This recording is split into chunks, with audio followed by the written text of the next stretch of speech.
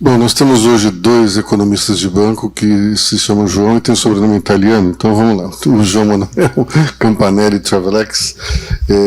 A gente vai escutar agora a visão dele para 2022, uma ênfase em câmbio, que é a especialidade do Travelex. Bom dia a todos, é um prazer estar aqui com vocês. Eu acho que os dois primeiros comentários que a gente assistiu, a gente já viu bastante abordagem. E o meu desafio aqui hoje é comentar um pouquinho sobre taxa de câmbio. E falar sobre taxa de câmbio é o mesmo que apostar na loteria, né? Porque se a gente soubesse acertar na taxa de câmbio, todos nós estaríamos numa outra situação. Mas os desafios que a gente tem no mercado de câmbio, meu colega do BTG aqui colocou bem sobre o aspecto econômico, a macroeconomia, o que está acontecendo tanto externamente como internamente. A taxa de câmbio é formada por alguns ofensores, que eu costumo sempre chamar, que são importantes para a gente olhar, né? O primeiro deles é a inflação, que é uma coisa que automaticamente ele já pressiona e gera uma desestabilização na taxa de câmbio. A segunda coisa é a taxa de juros, que faz com que isso também exerça uma forte impressão sobre a taxa de câmbio. Dentro do cenário que foi comentado aqui pelo meu xará, nós estamos num cenário inflacionário e com taxa de juros alta e um PIB extremamente fraco.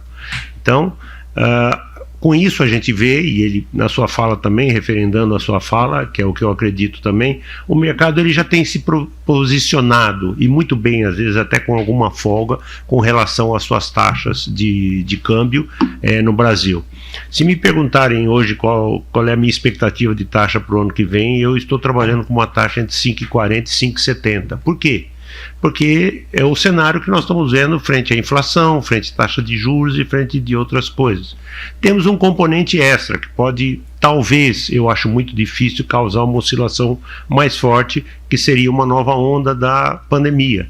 Mas eu acho que ela, a cada dia que passa, ela tem sido descartada. Num primeiro momento houve todo um alarde, todo um desespero, né? Países decretando fechamento de fronteira, uma série de coisas, mas a cada dia que passa a gente tem visto que a história não é bem assim, é uma simples evolução do vírus e, por consequência, o impacto não será tão forte como esperado.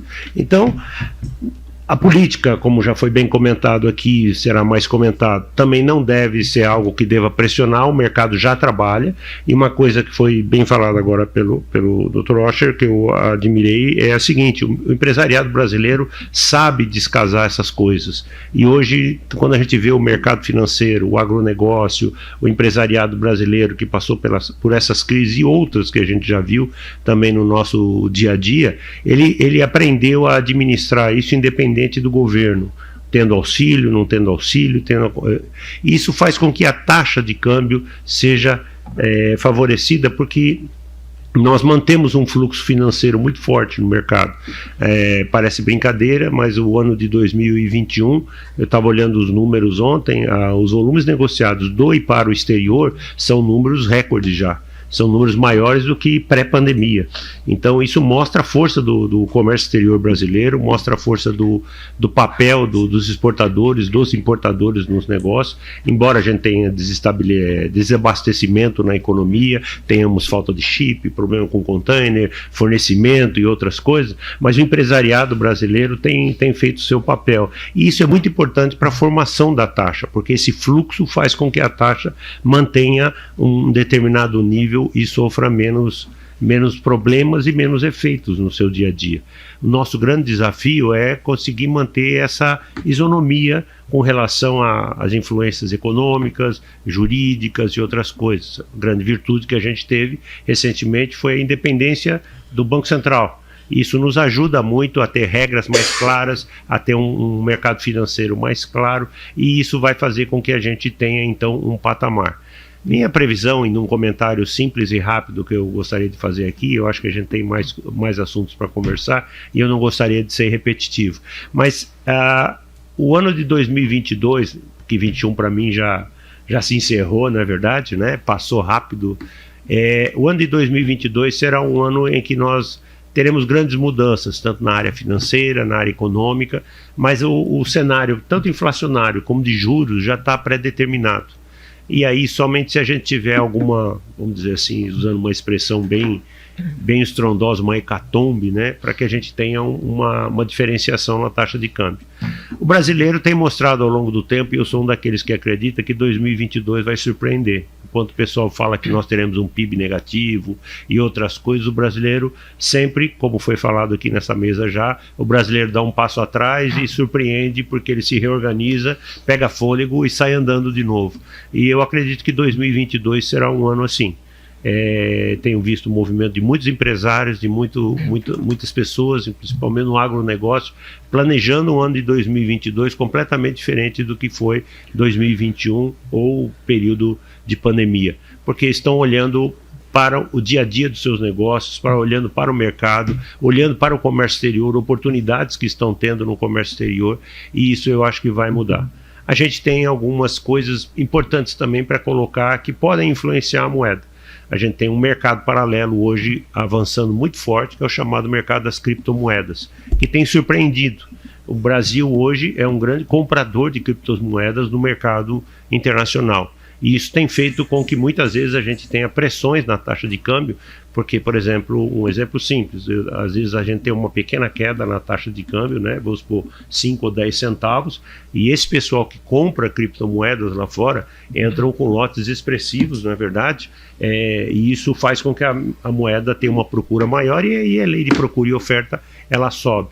Mas esse mercado de criptomoeda é um mercado que nós vamos ter que encarar daqui a pouco e ele vai ser um dos grandes componentes na composição da taxa de câmbio. É um alerta que eu tenho feito, porque já tenho visto esse movimento e esse efeito no dia a dia.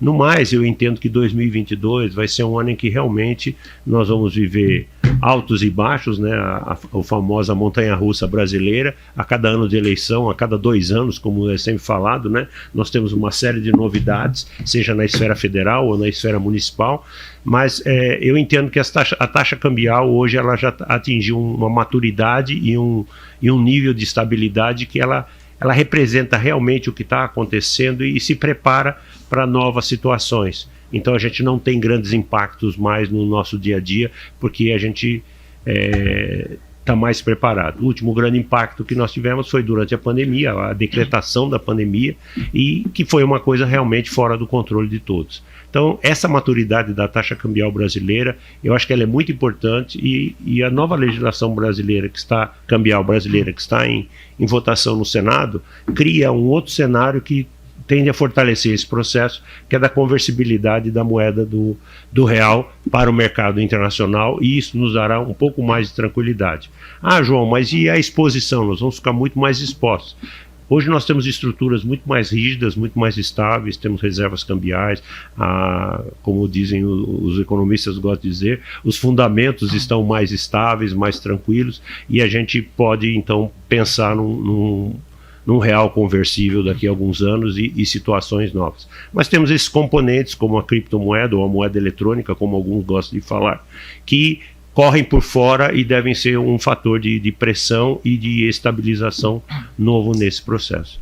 No mais, eu prefiro deixar aberto para perguntas, que eu acho que é mais interessante para a gente conversar. Obrigado, pessoal.